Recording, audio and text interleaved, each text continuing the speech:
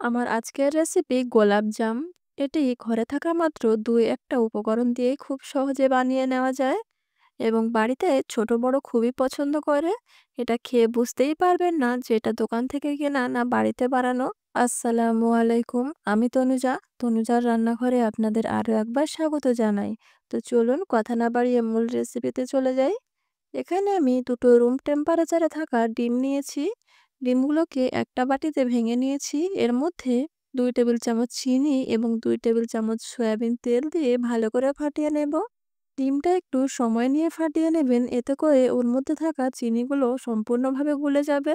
যখন দেখবেন চিনিগুলো গলে গেছে, এটাকে এক সাইডে রেখে দেব। এরপর একটা মিক্সিং বোলে ১ কাপ পরিমাণ গুঁড়ো দুধ, হাফ কাপ ময়দা ও ১ টেবিল চামচ বেকিং সোডা দিয়ে ভালো করে হাত দিয়ে মাখিয়ে নেব। এরপর আগে থেকে ফাটিয়ে রাখা ডিমের মিশ্রণটা অল্প অল্প করে দিয়ে ভালো করে মেখে নিতে হবে।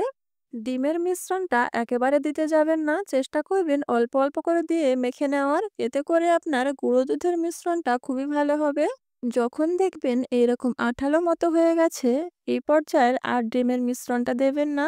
এখানে দেখুন আমার এতটুকু ডিমের মিশ্রণ বেঁচে গিয়েছে। এরপর এর মধ্যে ১ টেবিল চামচ ঘি লাগিয়ে ১০ মিনিট মতো রেস্টে রেখে দেব। এতে করে ব্যাটারটা সেট হয়ে যাবে। ১০ মিনিট পর ঢাকাটা খুলে নিয়েছি, দেখুন কতটা সেট হয়ে গিয়েছে। এই পর্যায়ে হাতে একটু তেল লাগিয়ে নিয়ে একটা চামচের সাহায্যে ব্যাটারটা নিয়ে নেব। এতে করে সবগুলো মিষ্টি একই সাইজের তৈরি হবে। হাতের মধ্যে এভাবে করে নিয়ে ভালো করে ২ হাতের সাহায্যে গোল গোল করে নিতে হবে। আপনারা হয়তো দেখেই বুঝতে পারছেন কাজটা আমি কিভাবে করেছি। এভাবে করে আমি সবগুলো মিষ্টি বানিয়ে নিয়েছি। এরপর মিষ্টির শিরাটা বানিয়ে নেব। মিষ্টির শিরাটা বানানোর জন্য এখানে আমি একটা কড়াতে ২.৫ কাপ মতো চিনি নিয়েছি।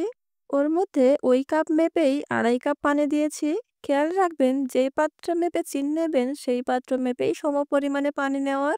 এতে করে চিনির শিরাটা পারফেক্ট তৈরি হবে। একটা বলক এসে যাওয়ার পর এটা নামিয়ে রেখে দেব। এরপর অন্য একটা পাত্রে তেল গরম করতে দিয়েছিলাম। হালকা গরম হয়ে গেলে মিষ্টিগুলোকে দিয়ে দেব। মিষ্টিগুলো একটা পাশ একটু হালকা লাল হয়ে গেলে উল্টিয়ে দেবেন। এভাবে করে বারবার উল্টিয়ে পাল্টিয়ে মিষ্টিগুলোকে লাল লাল করে ভেজে নিতে হবে। মিষ্টিগুলো হাই আঁচে ভাজতে যাবেন না, এতে করে বাইরের কালার চলে আসবে কিন্তু ভিতরে কাঁচা থেকে যাবে।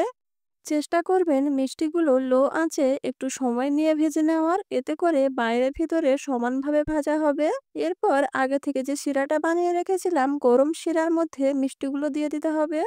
হালকা একটু নেড়াচেড়ে দেবেন। যখন দেখবেন এরকম বলক আসতে শুরু করেছে, এই পর্যায়ে ঢাকা দিয়ে ৩০ মিনিট মতো রান্না করে নেবেন। ঢাকাটা খুলে নিয়েছি, দেখুন মিষ্টিগুলো আমার রস খেয়ে কতটা ফুলে উঠেছে। সমস্ত টিপস অ্যান্ড ট্রিক্স ফলো করলে আপনারাও এরকম সুন্দর গোলাপ জামুন বাড়িতে বানিয়ে নিতে পারবেন। দেখতে যেরকম সুন্দর হয়েছে, খেতে কিন্তু আরো বেশি সুন্দর হয়েছিল। একটা মিষ্টি আপনাদের কেটে দেখিয়ে দিচ্ছি, আপনারা দেখেই বুঝতে পারবেন মিষ্টিটা কতটা পারফেক্ট তৈরি হয়েছে। একদম দোকানের থেকে কোনো অংশেই কম নয়। আপনারা প্লিজ বাড়িতে একবার ট্রাই করবেন। ভিডিওটা যদি ইউটিউব থেকে দেখে থাকেন তাহলে চ্যানেলটিকে সাবস্ক্রাইব করে নিতে পারেন। আর যদি ফেসবুক থেকে দেখেন তাহলে পেজটিকে ফলো দেবেন। আল্লাহ হাফেজ।